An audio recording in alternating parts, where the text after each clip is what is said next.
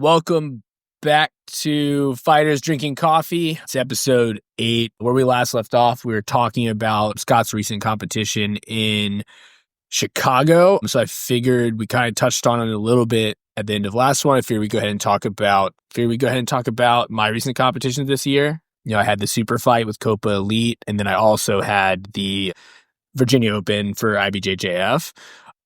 My outcomes weren't quite as glamorous, but I actually was pretty proud of the performances, so I figured we'd go ahead and touch on that and kind of talk about a little bit of like circumstances leading up to it. We touched on some of it, but we'll kind of get into that, kind of talk about some of the similar topics, but also kind of get into a little bit of like the losing, because there's always lessons, right? Yeah, some shit you so like take away. What kind of the takeaways, kind of the lead ups. So which one do you want to start with, man?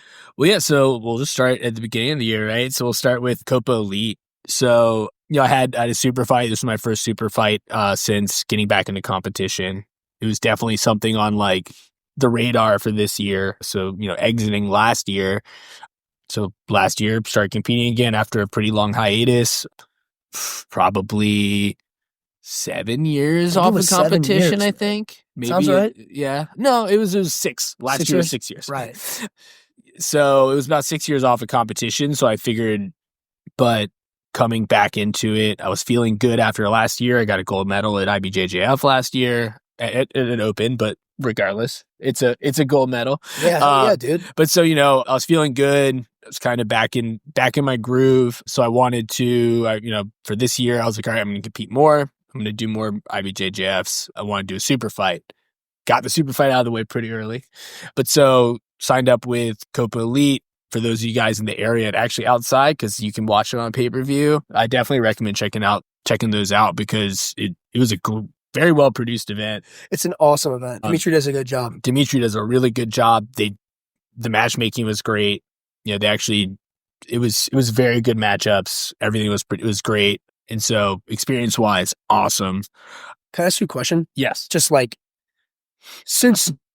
I suspect this plays a role too, and like part of what you're going to say, man.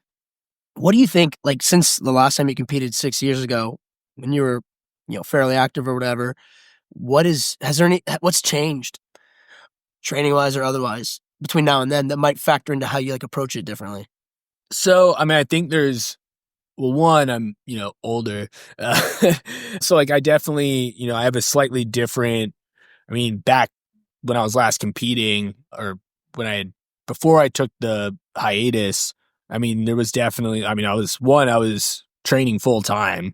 So, that's a pretty big difference in and of itself. Because I was training 2 to 3 times a day, 6 days a week. Mm-hmm. So, that is a pretty big difference.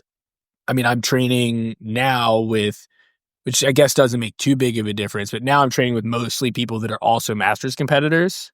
So, that definitely, and I do compete in the Masters division now. So like there's a slight difference, and those guys are awesome.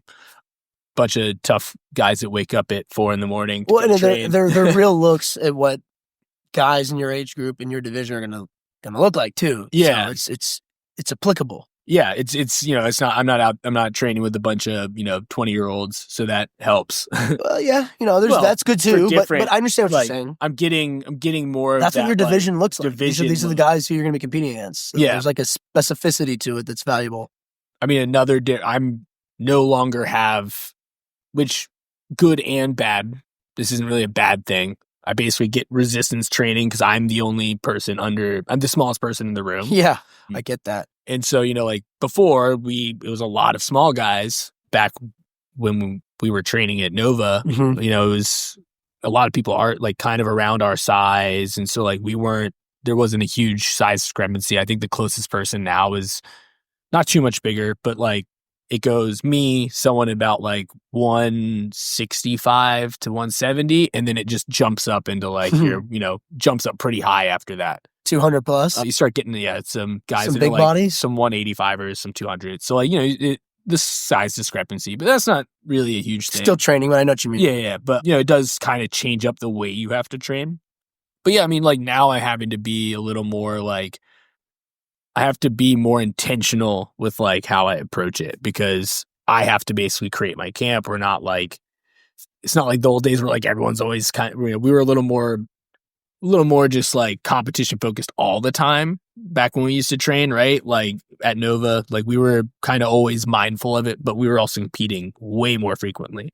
So, it's just slightly different, and like priorities are a little bit different. So like, I can't just train all the time. So, but I mean, other than that, like not a whole lot. I'm now getting back into kind of like the extra training. Like, I also am working with the CM. I now also have that strength coach, getting back with like, and this is part of that is something I didn't have before. Like I did always have the strength coach, training with Kamal and all of that. Like I had someone leading my extra workouts for me, but I didn't always have someone like kind of helping on like the nutrition and weight cut side. I was taking that on myself. And so like now I don't have to worry about that. So like right now I've been feeling way better about that than I did in the past. Because in the past it was just like, it was all on you. Basically. It was all on me. Yeah. So taking that load off, now I can just focus on actually doing the training. And I just have like, all right, this is what I'm going to eat today. This is what I'm going to eat today. So it helps. That helps a lot too. So like, my next one's up in July. And so I have a very, like, I'm feeling like all I have to do is focus on competing in July.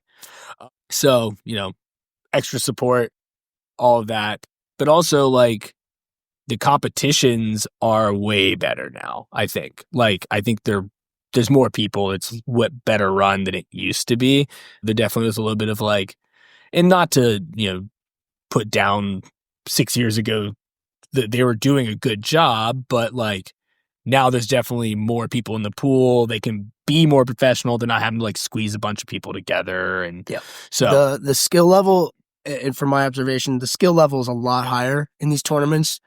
There's more people, and that probably means these these competition leagues or whatever you want to call them, these companies basically, they have to provide a better product. Yeah. They have to compete more because there's like any given month, like in our area, you've got options, man. You've got like 2 to 5 months where you can pick which one's better. And like, dude, I won't do it today, but like, I'm fine shitting on some of those divisions, man. Some of them piss me off, like how unprofessional they still are, dude. Anyways. I just don't want to, I don't want to shit on them for things 6 years ago, I guess is what I'm getting at. Statute of limitations. Yeah. Yeah, that's fine. But dude, to that point, like they just have to do a good job, man, which is like, why we shouted out Dimitri. Like he does his Copa events, his tournaments and his super fights he puts a lot of focus on quality, which attracts better athletes. Yeah. And it means you're getting your money's worth. It's just it points the world of competition is way better now than it was six years ago, like you said. Absolutely. But get back to kind of the Copa event. So like we talked about it a little bit, but so morning of let's go a little bit further back. So like 2 weeks before, I was probably 2 weeks before the event, I was definitely like in the right spot training wise. I was like mentally, I was in killer mode. I was feeling great. And then that like weekend, I got hit with like the flu. Oof. And so I got like just kind of bumped down. And then the first day I was feeling good, which I believe was the week before. So this was so I guess he got hit with the flu. Yeah. So 2 weeks before the event. And so I lost half a week of training to the flu, got back, had my first day back training. And then that day I like got my finger caught in a machine severed. Damn. And actually Did you lose any weight when you had the flu too? Like were you like, cause I feel like when people get the flu, they don't eat as much. Sometimes like vomit, dude, if you feel that bad. I don't know. Luckily I didn't have that. I wasn't vomiting, but like, I couldn't eat as much. I was like, feeling skinny just guy. ill, but then I severed like I cut it open, but I definitely like severed. You can see it here. God you damn, guys dude. can't because we don't have video, but you can see like it's balled up here. Nice. So it's one of like either the tendon or ligament in my finger actually like got severed when I got it cut. Oh fuck that! But so I had this. He's got like a bubble on his knuckle, guys. Yeah, he looks like one of those orcs from the specifically. There's this orc in the Lord of the Rings, the last one. What's the last one called? Whatever. Return of the King. That one. Yeah. It has like all these bubbles on his shit. That's your hand, bro. Yeah. But so I got a nice gash in my pinky, which luckily not it's just super his pinky. important. But But so I also was losing. I lost like the rest of the week to that, and then This is like basically like it's overlapping with week of, right? yeah. It's So like a week before, but then we're getting into like the week of the tournament. Yeah, so I cut it on the Wednesday, the week before Copa Elite, and then I got the stitches out the Wednesday of the week of Copa Elite. Dang. And so had it closed up though, or was it still kind of no? like, It was still dang, it was still bleeding at Copa Elite. Fuck. So because I just went in, they said 7 to 10 days. I was like, cool. I'm going in on day 7. I'm having my sutures removed. It was not closed. 2 to 3 of them popped in. He had already fallen out. So, I was like, fuck it, just take them out. We'll make it work. We'll tape them. We'll wrap it in some gauze. We'll tape the fingers and it'll be fine. But so, yeah, I mean, I lost a little bit of time at the end, which definitely like, and I'm not making excuses here. Just kind of to get into like the mental aspect of this. Like that definitely took me out of like 2 weeks before I was right where I needed to be like 2 weeks before. And then all it takes is like that little bit of time to like a little wrench can throw you off of like the mental pathway. Well, 100%. And like, dude, it's you're definitely not making an excuse. Mm-mm. However, like it's not irrelevant that, and this is something like that as an athlete or like even as a coach, like it's just like for competition that lasts like 10 to 14 days. A lot of times it's just keeping someone healthy and not getting them injured. So like, because this kind of shit happens, it sucks. Oh yeah. And it can, how could it not have an impact on the event itself? Like it does. So it's like totally worth pointing out that like you're doing all the right shit and then like 2 things you have no control over can like steal some of your gains. And to like kind of tie this a little bit too, the injury happened like right after like we finalized the matchup. Like that.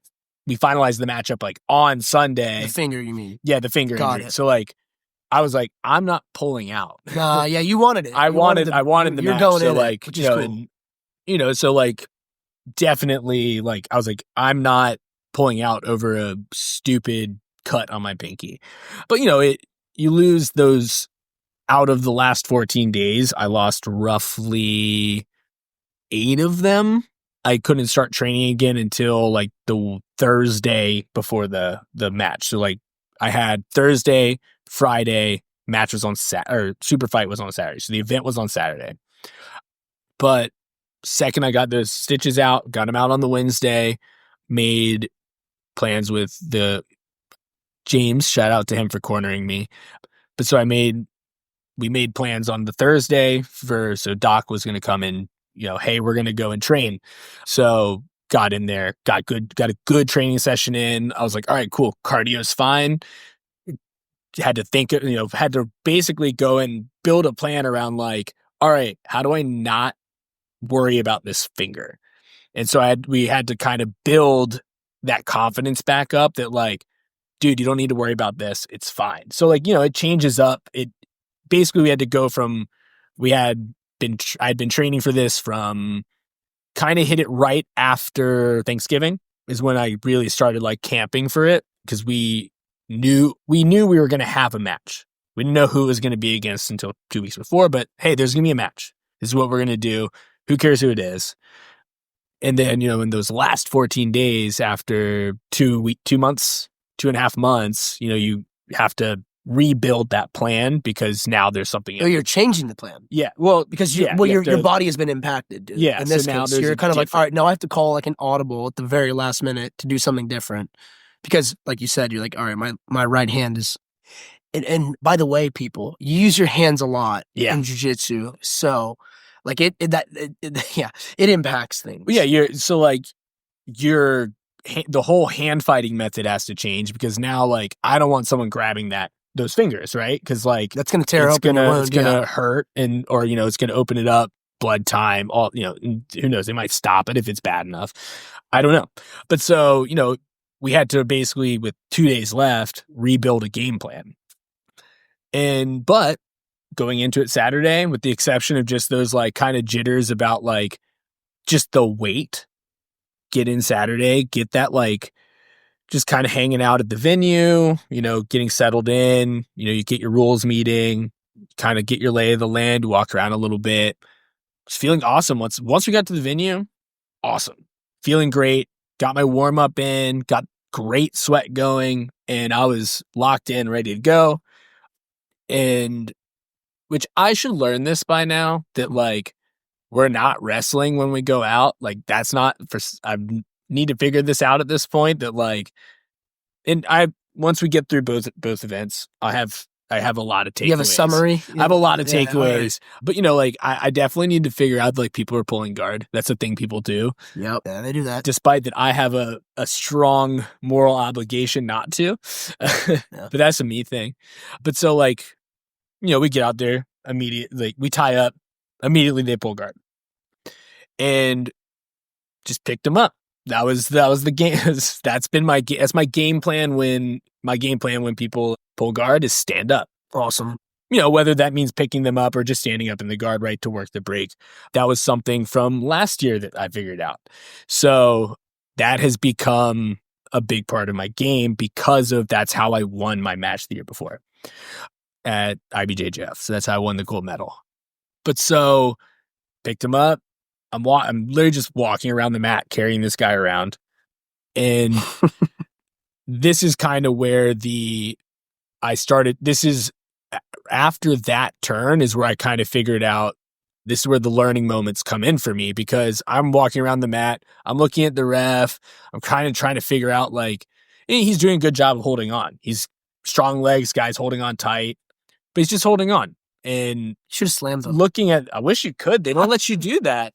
That's how it's not in the rules for Copa. It's relevant. It's not a legal move. It's relevant for a number of reasons. but whatever. Some other time. Yeah. But you chose not to slam him because you didn't want to get disqualified. Yeah. Right, yeah. Reasonable. I think that's the way to go about it. Reasonable. But I'm kind of looking, because I carried him around for about a minute.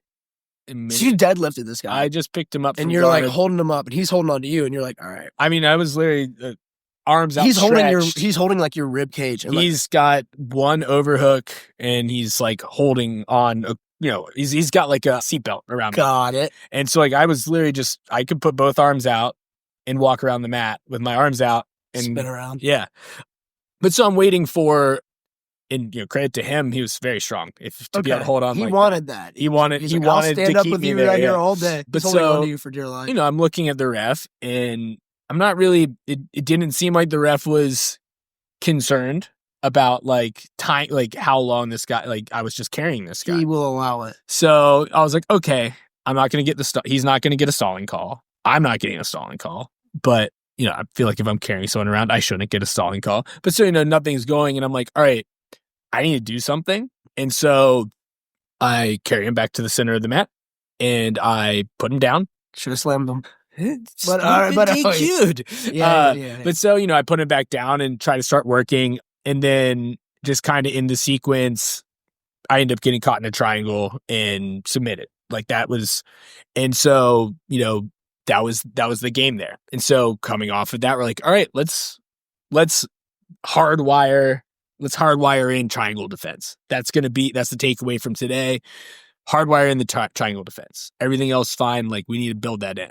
So fast forward, we go through, that's done. Take like a week off of like worrying about competition. But then, a month later, I guess that would be, little over a month. It was a month and a half. It was March 1st or 2nd or whatever. Maybe it was like first couple of days of March was in Virginia Open. Yeah, so March 3rd or something. Yeah, so it might have been 14th. Well, Copa, I think it was the 12th. I don't know. Whatever it was. Copa was early February, early maybe slightly mid, and then you're right. Yeah, it was like 3 weeks later. It was like 3 weeks to a month later. I just remember that date because that was when Copa Virginia, like the tournament, was going to be the same day as IBJJF. Well, yeah, and then Dimitri moved it. They announced the Virginia IBJJ, the Virginia Open for the spring, like right the week of, like the week after the Copa Elite event. Right. I think it was something like that, or It was sprung on quick. It messed up a lot of people's plans. But it was like right before Copa Elite they had announced it. So like I wasn't. To your point, you didn't really have a big. There's not like a major layoff between the two. No, so like which was both good, but also like it was a little long of being like just in competition, like straight through, like coming off a camp for a super fight and then not really getting like some rest, especially having been sick and injured right there. So it definitely got you had your hand cut off. They had to tie your fucking finger back on. Yeah, but I still like, luckily, that means the conditioning was still solid, like everything, still in the competition mindset, but like coming off of it is like, all right, maybe I should have only done one of these. Like I needed a little bit more time, but it was good because like I had all of that fresh in my mind and I did both gi and no gi. So I did 2 days.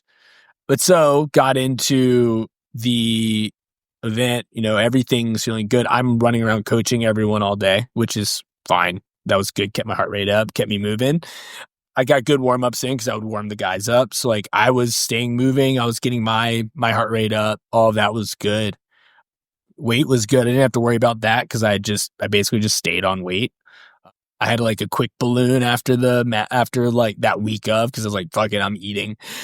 But like, ballooned up, came back down, landed right. I think I was like 146, 147. So not too low. I was aiming for, 149 is the top of the division. So I want to be a little bit heavier, but it was better than the year before. I think I was like 145. Right. So did a better job of like weight management and all of that, but still would want to be heavier. But yeah, I mean, it was, kind of had an idea of who was going. I had the second seed. So I was seeded in the middle. So I had like a mid seed. So I had a first round bye. Bracket was pretty dang big for gi. And I had the number 2 seed. This is the guy actually ended up winning the whole tournament. But so like got out there, kind of knew, all right, he's probably going to pull guard. So we get out and like this time I was like, all right, I'm not going to immediately go to like near like zone 1 tie up, like ear to ear or like, ear to ear. We're not going to collar tie to begin. We're going to go with like a post out. Mm-hmm. And so, we started out, we posted out, and to you guys' credit, he pulled from like that long guard and actually like did a good job of getting in. I was able to stop like him from getting underneath or anything like that, like you were talking about, but like got in, I was able to close it in and immediately stand up.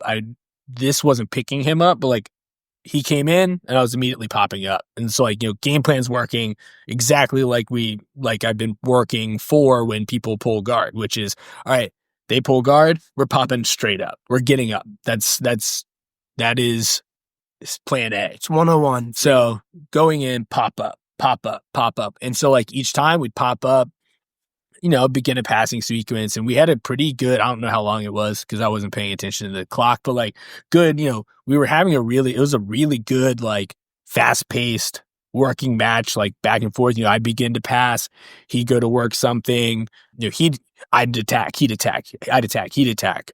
He'd throw up a triangle, I'd immediately break through it. And so like we were having a really, back and forth match, near submission, or, good, strong submission attempt, near pass, good submission attempt, near pass. And so we were kind of working this, like we had this back and forth going, but then he catches this, he throws the triangle on, I immediately stuff the triangle.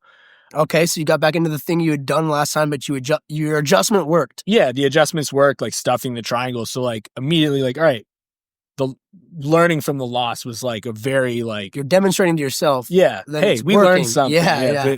The game plan is working. We've adjusted for the mistakes. Like I know I leave that out because it's just the way the way that I position myself for my passes. I know I kind of leave that exposure. It is an opening in my game, and I know this. So like, hey, let's just use it. And so we were in this triangle. I had his leg pinned, but he grabs the wrist and starts going for kind of like a mirror lock type thing, but I'm not having any shoulder pressure.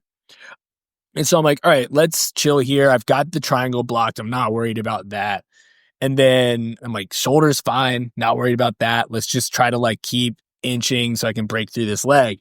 I'm like, he can have the arm. If he focuses too much on that, I'll get through the leg, I'll circle around, and I'll get my pass. And then my elbow just went boom. And like the ref stopped it like as I went to tap. So, which same ref I've had for every IBJJF match.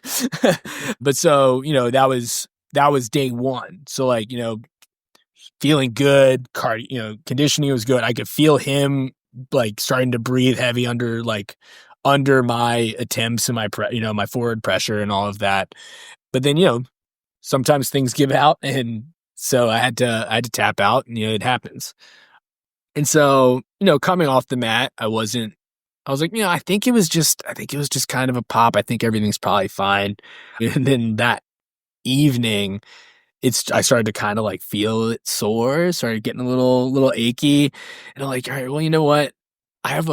For Sunday for no gi, I have a bye straight to the finals. Like, I'll just do it. Like, out. Worst case, I go out there, it doesn't want to cooperate, and I'll just see what happens. Yep. So, Sunday comes around. I'm like the last person to compete from the team, and ended up, in the bullpen. I'm waiting. I'd warmed up earlier, and I was a little skeptical of like the stability of it, but I was like, I think I can work around it. We worked around the finger. I think I can work around the elbow and go out. And the guy I was going against was a wrestler. So I was like, all right, cool. We're going to get to do a little bit of stand-up work. He shoots in, I sprawl on it, stuff the first takedown. But in the sequence of like of defending that takedown and like sprawling out and like going to go behind, my elbow popped like 2 or 3 more times. And I was like, and just like I started to lose like feeling in it. And so like it started to hurt. And I was like, I don't know. Yeah, I just couldn't like apply pressure with that arm. And the way that I decided to go was to the right. So I had to keep pressure with the arm on his head. I'm with my left arm on his head. Which is now not working. Which is now like not inoperable. Working. It's not working properly. You're down one arm. So yeah, it was. So I just kind of go to spin behind, and then I just kind of push him out of bounds, and so that we get reset to the center. And then on the second attempt, he shoots to my left side, and I couldn't block. I could feel like I got like one more pop, but it wasn't too bad. But like, so now we're at like 4 pops in about a day in the same day. But so like he shot in, I couldn't defend, and like it was a good shot. Like so the dude wrestled at Ithaca, and he was actually a pretty cool dude. Got to talk with him afterwards. But like, he shot in, and like I went to like a knee shield half guard, and like I went to frame with that left arm, and like I just couldn't frame. So I was just like, it ain't working. Like, let's just see how he ends up choking me with the anaconda to that side. And I was like, you know what? This wasn't meant to be today. I was like, maybe I was a little dumb to compete today. But yeah, I mean, like, and worked out by the finals, get that consolation silver. So not too bad. But, I guess you get rewarded for having earned. You that showed spot, up, bro. Right? But yeah, so like that was so far this year. I have more scheduled, but and I felt I probably shouldn't have gone out on Sunday and competed, but like overall, like going from getting triangled in February to then like being able to defend and beat that. And I felt way better in March than I did in January. I had a little more of the alignments, but like remembering what it's like to lose and like in that setting, especially when like you felt good and ready, and like not at the Virginia Open, like I mentally was like great, not nervous, wasn't nervous before. My wife might disagree, I guess. She says I act weird before tournaments. But that's just locking in. But yeah. I bet you did act. The appropriate amount of anxiety, right? Like that anxiety management. But so, like I felt good. I felt like everything was where it needed to be. I wouldn't say I'd say not nervous. I wouldn't say I wasn't anxious. But, I felt like everything was appropriately harnessed, right? Like the anxiety was where it needed to be. I felt good about everything going into it. You got dialed in. It felt like it did 6 years before, right? Like back when I was competing more at that high frequency, and like I was back in that mode. I was back to it. And so like it felt right, comfortable, kind of getting back to where it was when I was competing all the time. And I wasn't upset that I lost, because I wasn't not proud of what I put out there. I guess, like, the exception of like I probably shouldn't have competed on Sunday. But like I wasn't upset with my performance, I think is probably the best way to put it. Like I went out and I put it out there, and that's both competitions. And like I think there's something to that, watching other people that compete and watching other people, like when other people lose, right? Like you can tell the difference between the guys that do it a lot, they compete a lot, and you can even see it at like the super high levels, right? Like when you see the guys at like ADCC and CJI, like they're not, they might be, they're upset that they lost, but like it doesn't destroy them, right? Like you don't see those guys, like, for the most part, they're not like throwing a fit when they lose. They aren't like broken down by it, because they know what they're capable of. And like, if you're going to compete at a high level, you have to have a certain amount of like, it's almost cockiness. It's a confidence thing, but like you have to have a certain amount of belief in yourself to do it. And like, I think I got that back. And like, that felt good. I knew when I knew afterwards, like, you know what, you went out there and you performed better this time than you did last time. And so it was mentally good. So, I had really good takeaways. I figured out some holes in my game. I knew, all right, let's get stronger so these things don't break. Let's get the diet right so that we're not light on competition day. Like, cardio is fine. We don't need to worry about cardio. Let's focus on strength. Let's focus on reinforcing those joints. As Asim said a couple episodes ago, let's armor up, right? So what else do you want to do differently? Those are big, by the way. Yeah. Those are huge for like between now and in July when you do your next Virginia Open, and you've already taken you've taken steps on that. So that's gonna have an impact. But what else? Like, what else do you want to do differently? I think there's definitely some ways I can alter how I approach like camp, like like a training camp and it's not really like a training camp. Like I think there's ways that like I can approach those final like training sessions a little more like smartly, like that last like couple weeks. Like I think there's definitely like some prevention and control things that I should be doing. Are you speaking to like staying like going hard but protecting the body? Yeah. So I'm picking up what you're putting down. But then also like training hard, protecting the body. But like I actually sat down with my coach for jiu-jitsu, and I sat down with him and I was like, hey man, like what should I be focusing on? Like what am I doing? And like I kind of had like an idea in my head, but I wanted to get it from the outside, right? Like what is something that I'm doing that like is making this harder for myself? And like one of those things, and like internally I was like, I feel like I want to, like I try to make something happen. Like I want to put on like the show, right? Like I want to, like with Copa, I was like, I wanted to keep the show going. It was less about like, oh, I'll just carry him around and maybe I'll win because I'm carrying him around for 5 minutes, right?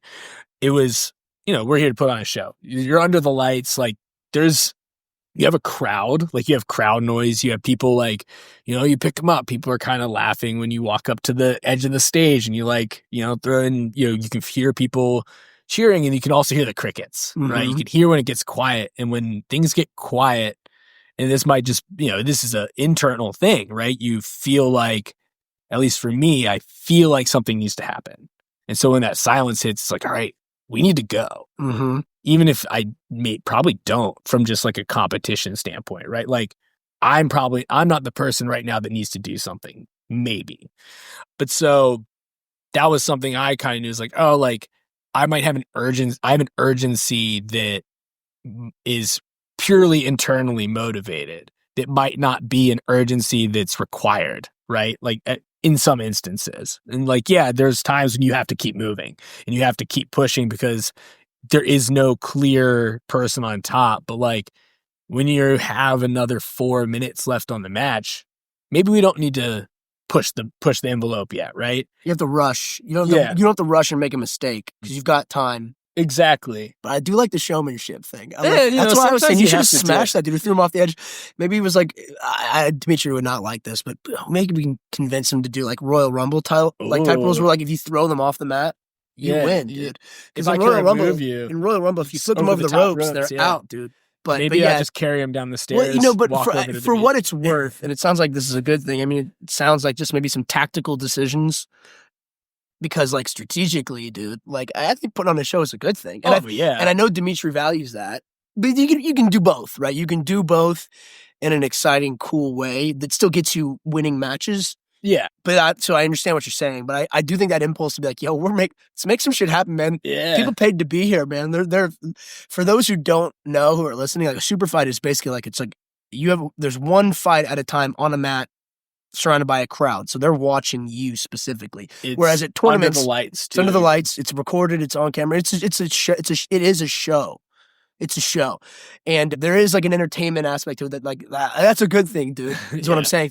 Tournaments are a little different. Tournaments, it's like going to like, I don't know, it's like going to a swim meet or something. It's like, for the most part, people are like, there's half the crowd is like a shit ton of like competitors, people running around. There's usually like 5 or 6 at least matches going at the same time. So people are watching you. There's still that showmanship, but like a super fight it is a show where people bought tickets to watch it. Yeah. But so like the combined takeaway, and this was from like, from my coach, was, hey, let's be less committal and more intentional. And like I've started doing that more in my training, and like it actually, especially like I have a pretty active game. Like I tried, like I'm not sedentary when I'm in top position. Like I continue to keep moving. I'm relatively aggressive, looking for things. But like he said, let's be less committal and more intentional. And, like you don't have to hold on to that one thing, and that doesn't have to be the thing you do. Like we can grab it and we can be intentional. Like we're going to go for this, but if it's not there, you don't have to stay on it. Like something else might show up. You can take that other thing. Yeah. And so I started doing that, and like, honestly, it's been great. Like I've been feeling more things open up, and like, it's been opening my game up. I've also been working more guard, even though I don't really plan to be there, but I've been working more guard just to kind of have more options. But yeah, like that less committal, more intentional thing has like that's been like what I've been using to guide it recently. And like, it's been opening up a lot of stuff. Cause like, you don't lose positions. Like I'm staying working in like within the realm. And like, I can go from like, oh, let's grab the Kimura, but then we can also have this option in this armbar over here. And then, oh, there's the back. Here's the choke. And like, it's creating more of like a flowing game. And so like, that's been kind of the focus going into it. But yeah, I mean, so like, it was good. Like losing was good in this instance because it's elevated a lot for me. And like, we've found holes, we've closed them too. Like we know that this is an issue. Let's go ahead and close up that triangle. Let's go ahead and, we know you leave it. I know I leave it out there, like leave the triangle available when I go to do certain breaks and passes. So like, maybe we can turn that into a bait. Like maybe we can use these things. So like it's definitely was like constructive. And, I've got this framework. We're adding in things with coaching with the seam, the nutrition control, trying to build on a little weight so that we can get to the top of the weight division. And so like, that should make things going into July the goal is to be basically a whole different competitor, come in with a new game plan. Well, not too different of a game plan, but executed in a more proficient way. Yeah, coming in with like a slightly different execution. Coming in as an enhanced athlete. Mike 2.0. Or I guess it's 3.0 at this point. Something like that. Yeah, we'll see. But so like just trying to create this way that I can, one, get a little more longevity, less injuries, but also change that game up to where we're fixing some of like the issues. And so, yeah, I mean, it's good stuff. It is good stuff. So, yeah, you have anything to add? The only thing I'd say, like, dude, like you made a comment about like dudes at those high level tournaments. The thing I think who don't get crushed by losses, it's a lot of what we're talking about here. Like the people who are super active at that level, they always have like another event, another thing in front of them that they're looking to. There's always like a next step. It's like a loss or a win's like a step on a path towards like the next accomplishment. So it gives you like this big picture perspective that then allows you to take something like that and then make it productive, because there's always another fight you have to go to where you're going to either get the opportunity for redemption or like to learn another thing if you lose. So there's always like, I guarantee you those guys don't like losing, but the way they handle it in a productive way, because there's really no other way to do it. Like if a loss is going to derail you, you're not going to make it very far in this sport. And moreover, like same win or lose, like it's like you're not done at that point unless you're retiring. Yeah. Like unless you're completely like, this is it. I'm going to retire. This needs to be my best jiu-jitsu match ever, or I'm going to forever live with regret. Like, well, I guess with those guys, like they have another thing, man. Like they're ADCC champions, or whatever. With ADCC, they have like 2 more years. They're going to be, all right, I know what I'm going to do. I know what I need to do when I get back here in 2 years, right? Like, or they'll have a super fight, or they'll have Pan Am's is coming up in like 2 months, or they have Worlds. It's like they know that like, I got the next thing. And like, I'm not done. This is my last. It's not my first. It's not my last. I'm going to keep going. And you just, I think you make it about that. Like, it just becomes, honestly, like the best thing is it's like a job. It's business. Yeah. You have good days, you have bad days in the office, man. Like you handle it like a professional. You don't cry about it. Like you don't have to like it. In fact, you shouldn't like it, but like you just make it productive. Yeah. That's all. Find a way to come back from it, come back stronger. Do better next time, right? Yeah, exactly. But and next time is the word there. Like, were you going to quit after this?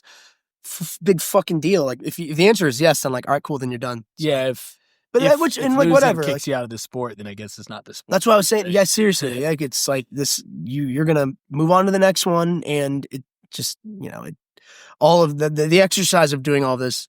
It's obviously very good for your development as a jiu-jitsu athlete, but in other aspects of your life, so there's like an exercise in that, like an accountability that you really feel that you must adhere to, because you're like, everyone just saw me get triangled or whatever, big fucking deal. But at the same time, you're like, I don't want that to be the last thing that I ever do. I'm going to address it. I'm going to work on it. So next time we're not going to get triangled. Well, that's just like, I mean, dude, I'll tell you this, man. I know a lot of people who don't take accountability for a lot of shit in their life. And like, they're not the type of people I want to be around typically. So it's like the people who do this and make a habit out of that, like the likelihood that they're going to maybe do that in other aspects of their life enhances everything they do. Like, okay, cool. That's like a dude or that's a lady like who is got their shit together. Like that is cool.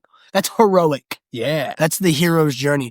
And the people who like cry and bitch and moan about like shit and complain and the victims, like, fuck that, dude.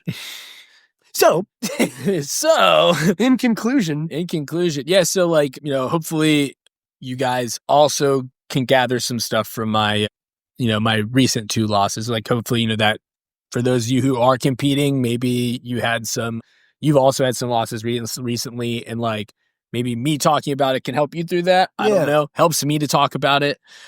But yeah, so, Fighters Drinking Coffee, guys, thanks for listening. So we'll go ahead and wrap for today.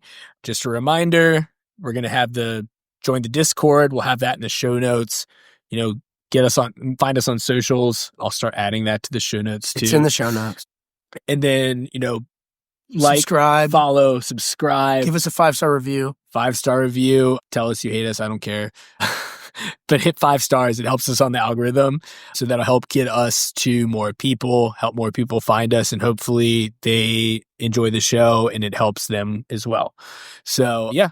Watch that coffee, guys. Watch that Jocko Good video. Oh, on the good repeat. video, Yeah, anytime like if you something feel bad happened to you, good. Yeah, if you feel salty about some shit in life, whether it's jiu-jitsu or not, if you're letting jiu-jitsu like ruin your life, like, you know, take a step back. Like, Yeah, it's not that serious. Not that big of a deal. It's fun though. Rules. No, it is, but it isn't. Like, it's cool, but like also like just cool it down a little bit. It's not the end of the world. It's meant to be a good thing. You Yeah. can't let it like have like if your mood is your mood and like your mental well-being fluctuates completely based upon some things like this. Like, you gotta like get a little perspective. Yeah. It's like a good opportunity that you even get to do this stuff. But yeah. Yeah, guys. Okay. The end. The end. Bye.